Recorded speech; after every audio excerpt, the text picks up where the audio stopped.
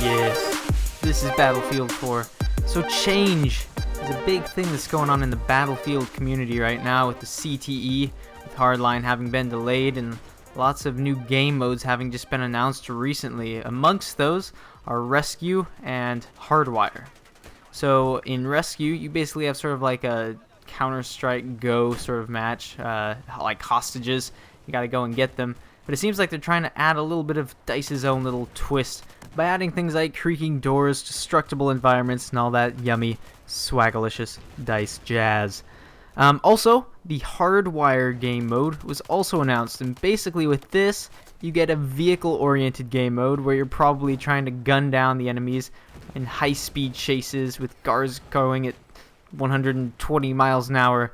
Sounds pretty cool, but I'm a little bit skeptical about this mode. See, Battlefield 4, Battlefield 3, and in fact every single Battlefield, in my opinion, hasn't had the best vehicle physics or had the most enjoyable vehicle experience. So, if they can change this, kudos to them. If they can't, I'm kind of expecting that. There's also been some hints at dyno modes perhaps being in the game. But this too, I'm a little bit skeptical of. There's always been Easter eggs, always been little hints towards a possibility of a dino sort of themed mode in a Battlefield game, but it never has happened. And something tells me it's not going to happen this time, but we can only wait and see. Now, speaking of a quick tidbit about the gameplay here, I'm using the MPX, and I hadn't really used this a whole bunch because I just don't really play with PDWs too much. When I'm an engineer, I usually play sort of a carbine-oriented class with, of course, the good old RPGs and all that good stuff. But I hadn't really tried this, but I've been using it a whole bunch recently and been having a blast. So this is an absolutely amazing weapon. It's got a pretty good rate of fire, a pretty good damage model. All this adds up to a pretty decent weapon, and it also is okay at long ranges. Its accuracy is pretty good if you can tap fire that. It has a little bit of a pull to the right, but if you compensate for that, it should be delicious, delectable. You should be just fine. Now join me as we go into an adventure land of another dimension. This is a CTE, so it may not look too different, but you may notice that the HUD is a little bit more refined, a little bit more clean, a little bit more better. And basically what they've done is they've removed some of the superfluous, I think I said that word right, sort of things from the HUD, all that clutter. There still is a little bit much, but I think it's a step in the right direction. Also, the mini-map has basically sort of been zoomed out, so you can see a lot more of the battlefield, and I think this is absolutely superb. I mean, you could actually do that if you pressed N on your keyboard, if you're on PC, and you could sort of manually do that, so that wasn't a big deal. I mean, it's just a nice update, but it's certainly not something that's going to be critical. It's not going to change the way you play Battlefield. So I'm not going to go too in-depth into the CTE right now. I will say that the AEK is a complete beast and feels like it does in Battlefield 3, so I'm not sure that's a good thing or a bad thing. I sort of found it sort of cool to relive the glory days with the good old AEK. You really have to control for that recoil a whole lot more than you did in BF3, so I think that's sort of the saving grace. It's going to make it a little bit more balanced than it may have arguably been in that past game. But anyways, away from that sort of stuff, the CTE is actually a little bit undermanned, a little bit understaffed, and if you guys do have the CTE, I highly encourage you guys, please, please, please play on it every once in a while. I'm not saying, play it on it all the time, but help that population grow, because it's really struggling right now. And I sort of feel bad because DICE, the whole reason why they made the CTE is to allow players to test out things that they're planning on adding to the game. And if there's nobody doing that, you're sort of telling DICE that, we don't really care about the changes. We don't care that you're trying to help the players. And I just sort of feel bad. But hopefully that'll change soon. So please, if you do have the CTE, go on it. I think you'll find some nice changes that they've made, including, as I said, the HUD changes and sort of the changes to the weapon. You'll also notice, in addition to changes to weapons, which I feel like they've changed the recoil. I can't really confirm that, but I really feel like the recoil has been increased. And the other thing that's also been increased is your running speed. You run a lot faster. So this can be a good thing, can be a bad thing. I think it's good. I think this sort of has created a hybrid mechanic or so in the game where I feel like I'm playing Battlefield 3 gunplay. The way Battlefield 3 played is the same now, but it's just in Battlefield 4 maps. So it's a really interesting feeling, really funky, for lack of a better word. And if you do have it, I'd suggest trying it out, because for all you know, this is going to be Battlefield 4 in a couple months. So if you want to get ahead, want to give it a try, and want to let DICE know your feedback, once again, I'm not going to say it again, but go on that CTE. Another swagalicious change they've made is decreasing the trigger delay and nearly removing it, but I not quite. I think so much of the community has voiced their opinion that no, trigger delay is not something you want in your game. This just completely destroys the versatility of the Magnum and the Rex, and it just makes them virtually useless. So I really hope they do listen to the feedback and they completely remove it, or at very least just leave it the way it is in the CTE at least.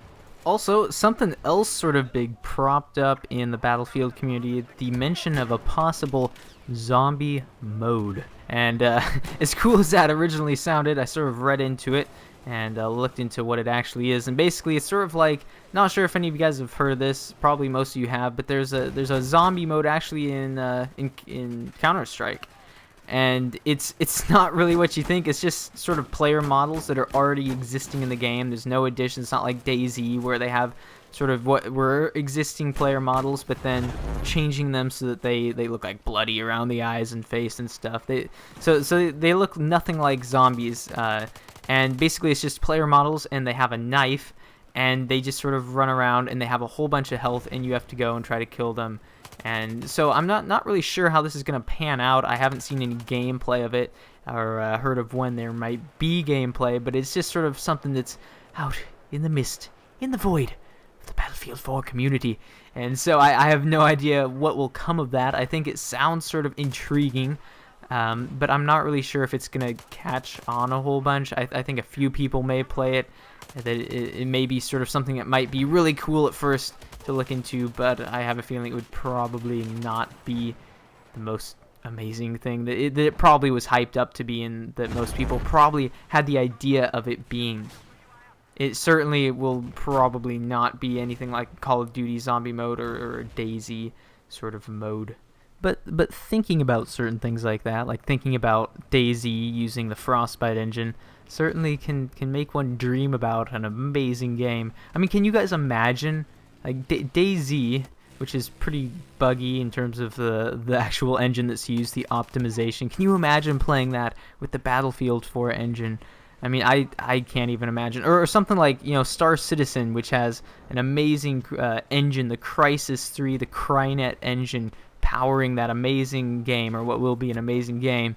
I mean, can you imagine something like that playing DayZ? I mean, it's, I guess it sort of will be like H1N1, because, I mean, let's face it, that's going to be a pretty cool game. And I'm certainly going to try that out, and I think it's even free to play, so it probably won't even cost you a penny. Ooh!